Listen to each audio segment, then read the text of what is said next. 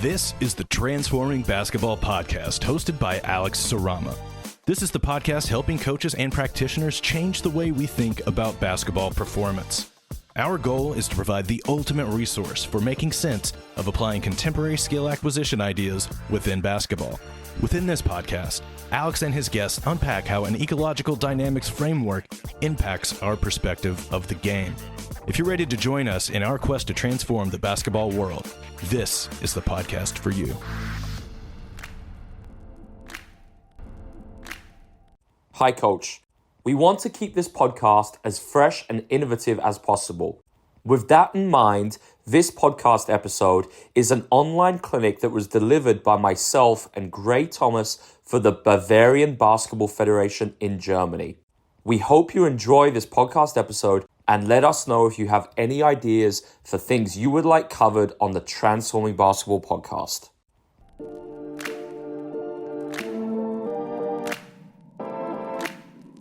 We've got something quite different today.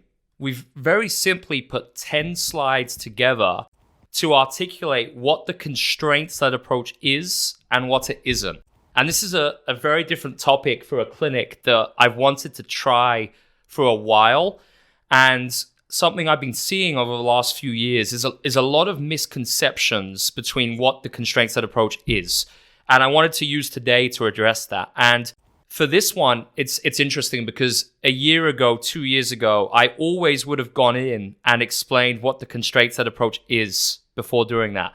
And I'm making a little bit of an assumption today that maybe most of you are familiar already with what the CLA is. So we're going to kind of skip through the basics and really get into the nitty-gritty, into the details at a more advanced level. Of course, if you're not familiar with the CLA, after this, I'm going to guide you towards some more resources. But I just want to make the most we have of the time today and also turn this into a Q&A at the end, which can be very practical. Hopefully, a lot of you will be feel free to unmute, turn your videos on, and we can talk about some of these things.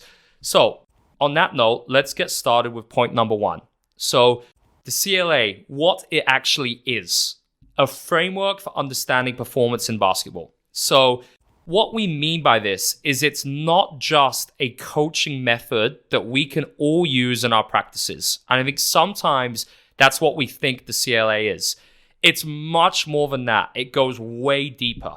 And it's a framework we can use to understand how everything happens in basketball the way it does, whether that's in a practice or in a game. So this is what's somewhat, I'd say, a bit of irony in terms of when we see a practice of the dominant approach, whether it's drills or teaching moves, techniques, well, that's still emerging within a constraints-led approach. The difference is that the coach is not doing it intentionally. So the whole idea is that we've got these three types of constraint: individual, task, environment. Okay, and it's within these constraints, which are always interacting, that skills emerge as they do. And even in that traditional practice style, the CLA accounts for how that's happening. So therefore, kind of our whole perspective on this at Transforming Basketball is we know that basketball performance at any level, whether it's a beginner or an NBA player, performance occurs and successful performance occurs if a player can satisfy the constraints acting upon them in one particular time. And that determines whether they be successful or unsuccessful in one possession. So our whole rationale here is if we know that's how movement happens in basketball, why do we not make sense of that and harness these changing constraints more in our practice environments? Great, I'll just let you jump in and build on that.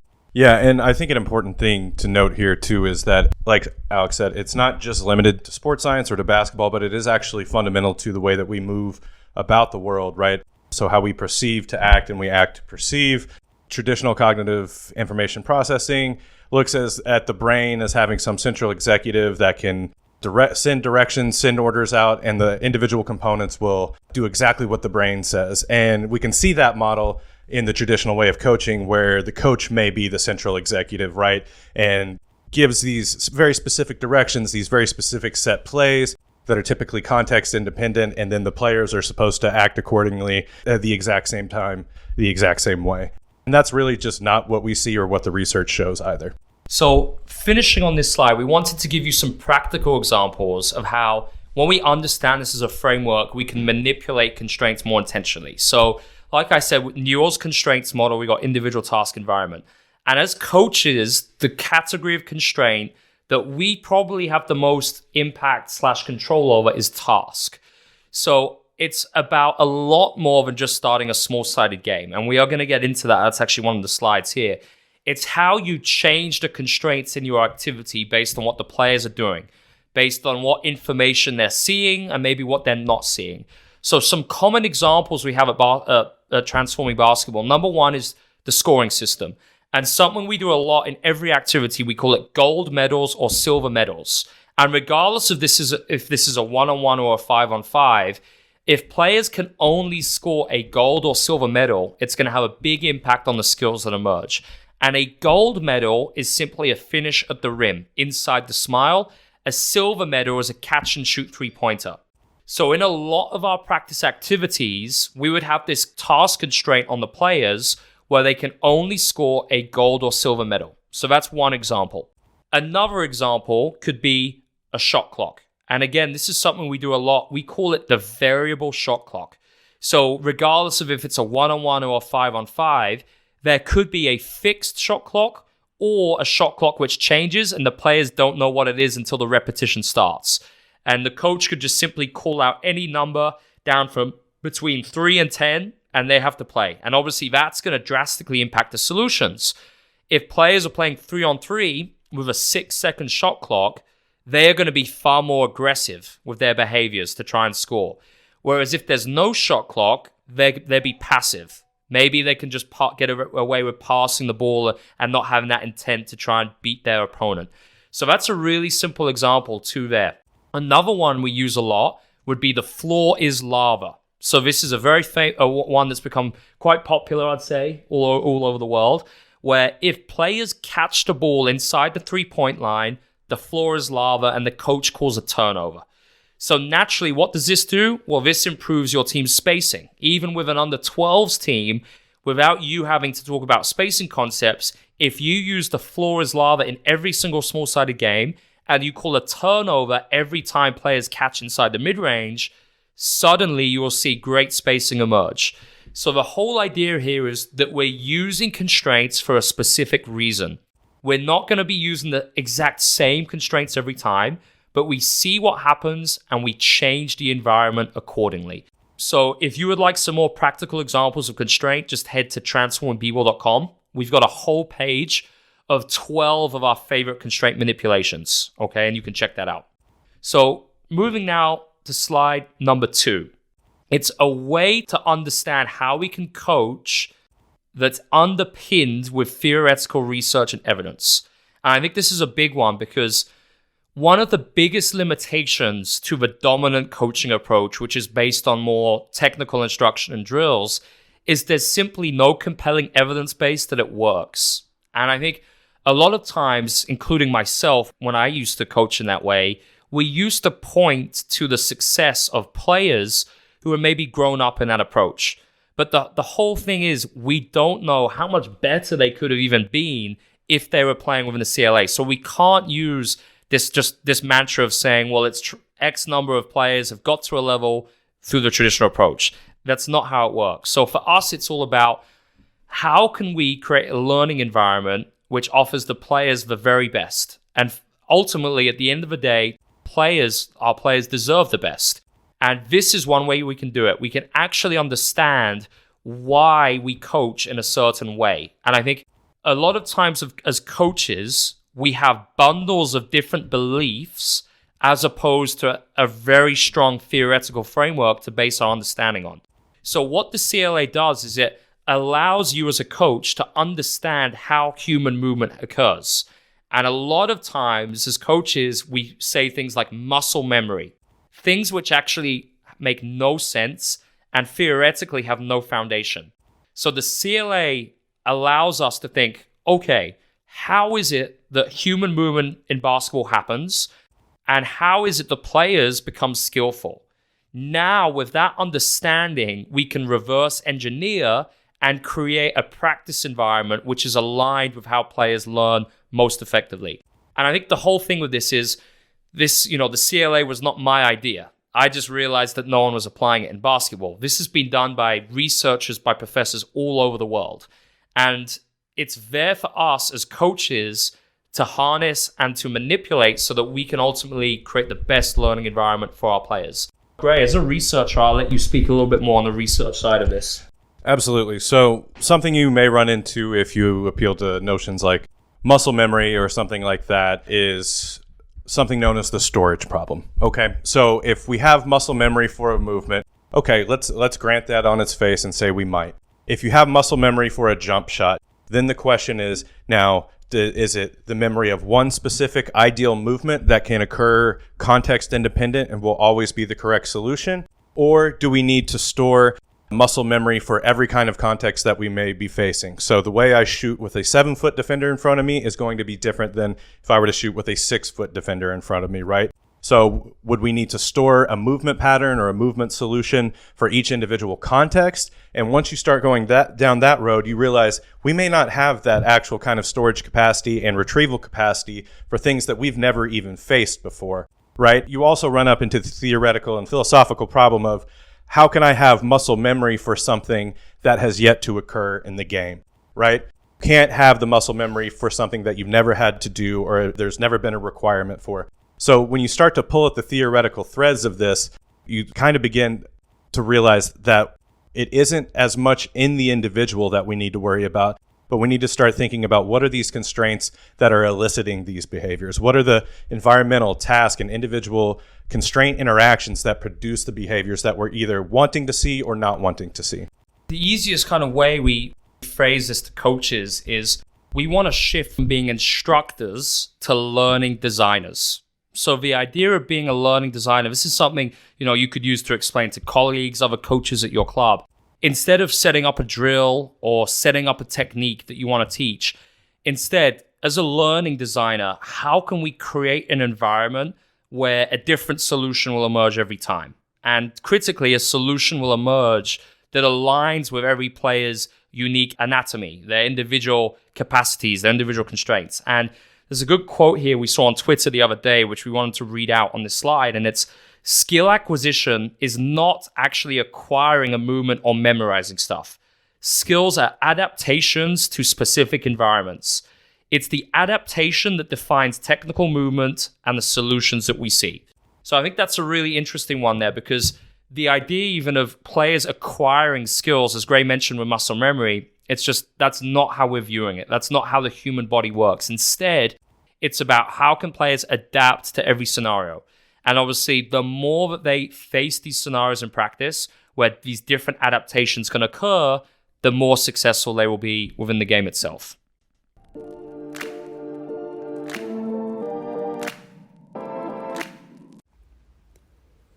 Want to take a deep dive into the transforming basketball approach? Our free skill acquisition workshop is a comprehensive resource for you to learn about evidence-based coaching strategies. Within the workshop, you'll find small-sided games that will transform your practices. Get instant access by heading to the link in our show notes.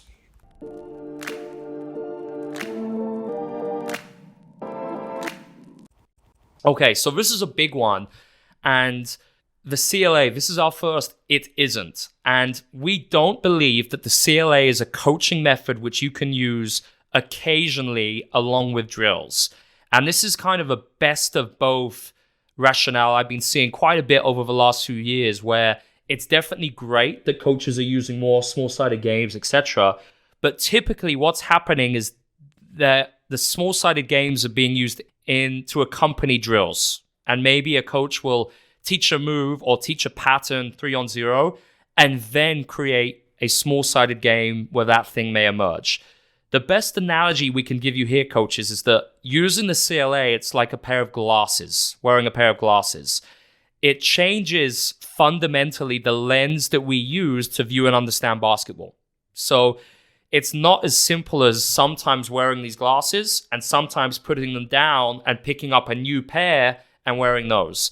Because It's one lens which we're using to view basketball. So if we really believe that constraints impact performance and that, it's things such as perception action coupling within this dynamic environment, if that's what shapes performance, there would simply be no need to then go and use a drill.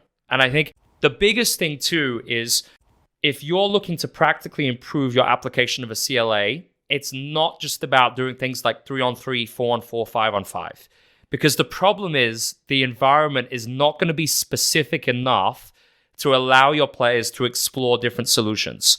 So this is where the key magic, the key recipe for using the CLA well is how you create very specific environments, which requires a lot of formats such as 1-on-1, 1-on-1 plus 1, 1-on-2, 2-on-1, 2-on-2 plus 1, because it's those formats which amplify the ability of your players to perceive information and act. And I think a misnomer is that we are just doing 3-on-3, 4-on-4. And the problem is those environments will not be specific enough. So if you think that you need to use a drill to allow your players to become more skillful, instead we would challenge you to think about even having a defender in there who's very constrained. So say, for instance, you want to improve your player's ability to score layups with their left hand.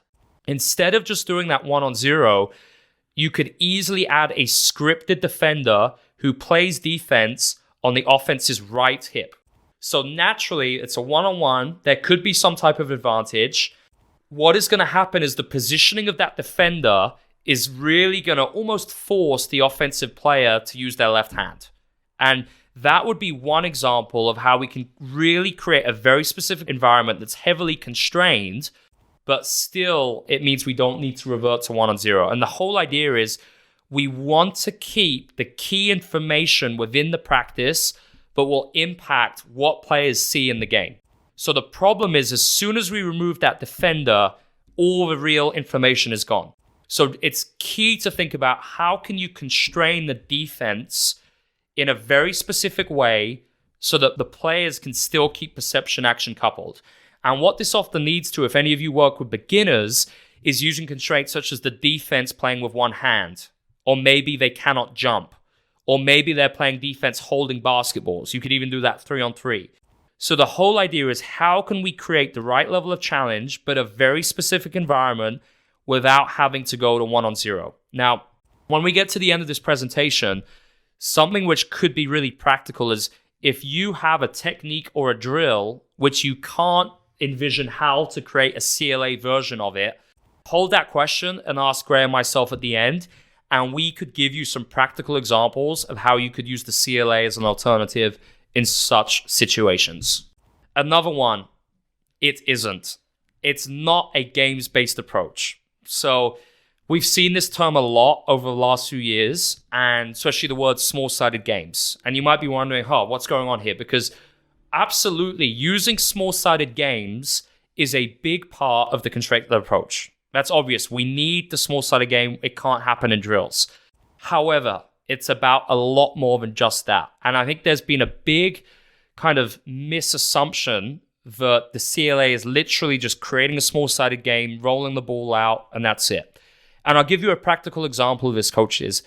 If you have a small-sided game that you use frequently in your practice, if we really want to purposefully use the CLA well, you would play that same game, but maybe slightly differently every single time. And how that happens is you change in the constraints. If the players always play the exact same small-sided game, that would be a games approach. And from our kind of belief rationale, we don't believe a games approach is specific enough to help players. Now, yes, it's going to be better than traditional drills, but the problem is if we just play a game, players can rely on the same old things and behaviors that they've always done. They might have movements that they're consistently drawn to or information they don't pick up. And if the environment is not constrained specifically, then they're simply not going to become more skillful and work on those things. So the key thing that we would encourage you to do is think about the small-sided games that you're using the most and think about how you can slightly tweak them every single time.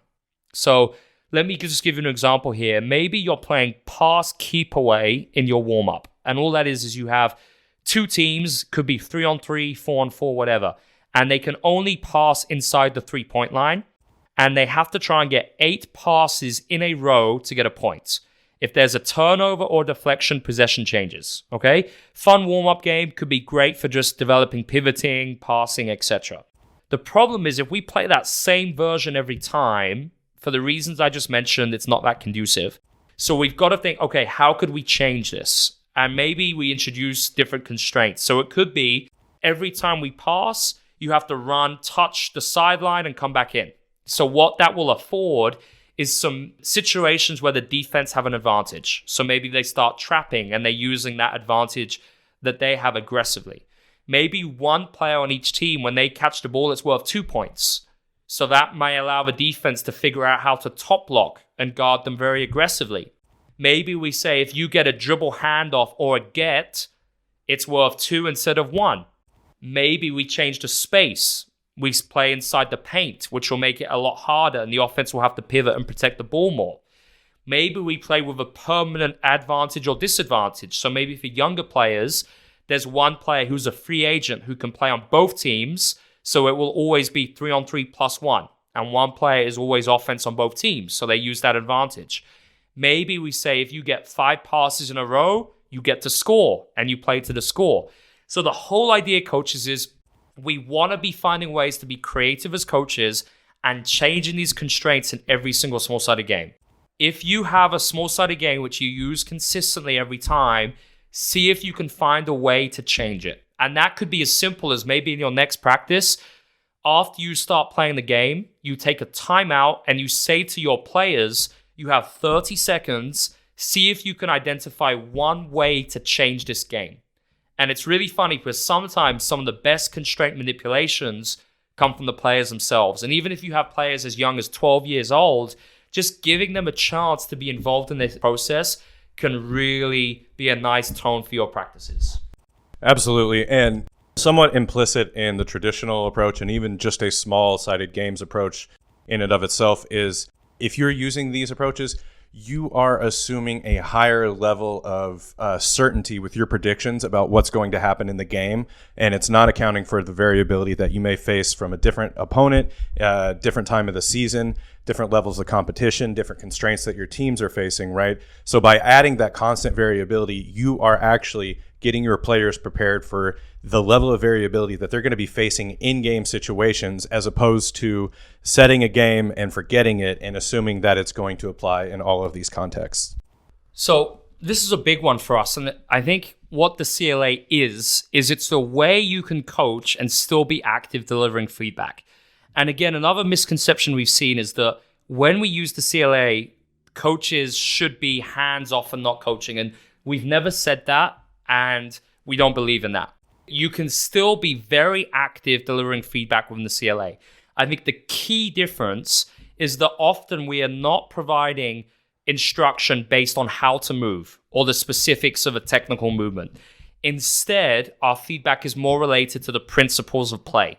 Okay, so big difference there. So let's say we're doing some type of one-on-one. We're not going to say within the CLA, you must finish with your elbow here, your hand here, and give them a very specific solution. But maybe we see they're not successful. So what we could say is, can you find a different way to finish? Or have you noticed that you are always finishing off 2 feet? Maybe there's another way you could explore some more options here by going off 1. So it's a lot more open-ended when we are asking questions to our athletes, and the feedback is more related to the outcome of a movement, not necessarily how it should be done directly. And I think something that this has big implications for is shooting.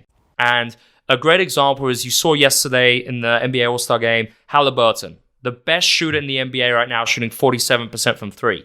And again, he has a shot which a lot of coaches would correct because it supposedly does not look ideal. Yet it's a highly effective functional shot. And obviously, in previous clinics I've done in Germany, I've given the same example of Dirk Nowitzki. So when we deliver feedback, we want to focus more on the outcome, not the movement. And that could be in shooting as simple as the arc of the shot, trying to get a BRAD, it stands for back, rim, and down. So we could give feedback, trying to encourage players to explore this, but we're not going to tell them one way that they should shoot or how they should be doing form shooting. And I think if you have principles of play as a coach, regardless of whether it's a conceptual offense, a motion offense, or a set offense, you can very much still coach bringing those principles to life. So you can show players good spacing templates. You can show certain things in pick and roll. You got to do that, and you can still do that within a CLA. You don't have to just sit back and let anything happen. Absolutely. And it also becomes a much more collaborative process with your players too. So it's less siloed off in the sense of you hand directions down from on high because you know better because you're the coach and they're going to be executing right. It's a lot more player specific, even if it seems like it's going to be general. By having these principles of play, you let their specific problem solving solutions emerge in that co-design relationship. And when we coach in the traditional way, what we're actually doing, if we're pushing someone towards an ideal movement solution or a particular way to finish, we're actually averaging out their unique individual differences that could be used as a competitive advantage in the game, like Alex was talking about with Dirk or with Halliburton. And just as we finish this note, I think when it comes to feedback, if you see or you catch yourself saying the same thing consistently over and over again, that's when you need to change the constraints and force the players into doing it due to the design of the game itself. So I'll give you an example. My idea for floor is lava, not catching inside the mid-range. That concept came up because I found myself always yelling spacing to a group of young players. And I noticed that it was having no impact at all. So then I thought, okay, what can I do where instead of me just keep continuing to yell the same thing over and over again, how could we design this game so they're forced to pick information up and actually attune to this? So then we just said, it is a turnover if the floor is lava and you catch the ball in the mid-range. Instead of me yelling spacing, I changed the game itself. So if there's something that you really think the players need to pick up, or there's something you continuously find yourself saying it over and over again, you have to change the constraints. Because if you just keep saying it, it is not going to be efficient for the learning process. And that's where the right constraints, it allows your players to learn far more efficiently and effectively. So that we're halfway through here. We've got the last kind of 5 coming up. And this one is what it isn't. And I think something we see a lot is the concept that the CLA only applies to coaching. And really, it's a framework we can use for every part of basketball. If you're in an organization where you maybe have some strength and conditioning too, some mental skills, some nutrition, whatever it is, the CLA applies in every field. It's not just coaching. So even if you're using video and you're doing video sessions with your players, the CLA should inform you of a useful way that you could deliver those video sessions. And the best example I want to talk about now is the warm-up, because that's applicable to every single coach on this call. Well, if we view the game through the perspective of CLA, it changes how we see the warm-up. And I think the dominant approach to a warm-up would be dynamic stretches and players doing the same thing over and over again. But instead, we could use the CLA. And this is where concepts such as repetition without repetition could come to the equation. So you could still get your players to do their lunges, to do their squats, and some of their functional movements before practice. But all you could say to them is find a different way to do this movement every time. So if they're doing their lunges, instead of a traditional lunge all in a straight line, which doesn't open them up to different movements, it restricts the degrees of freedom, you can say to them, find a different way to lunge. You could change the angle, change the distance, change the speed. And this is why a lot of our small-sided games also apply for warm-ups. So some of our best warm-up games would involve playing other sports and immediately going into it. And the best example is often in our younger days as kids, when we were playing at school, we'd never warm up. We'd go straight into it. And I think it's exactly the same with a lot of youth players. There's simply no need to use stretching and have these movement-based routines. We believe it just wastes time, even pre-game.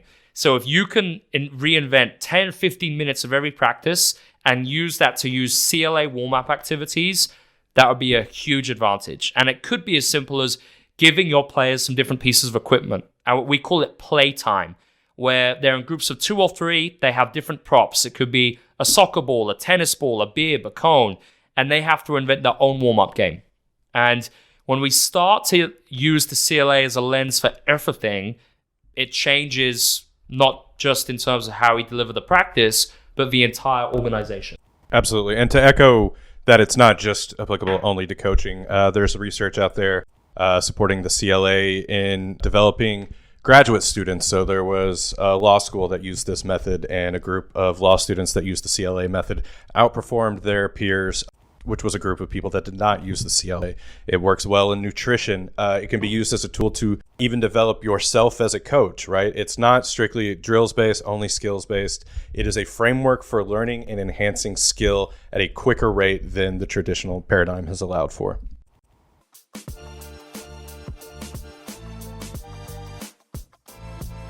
Thanks for tuning in to this episode of the Transforming Basketball Podcast.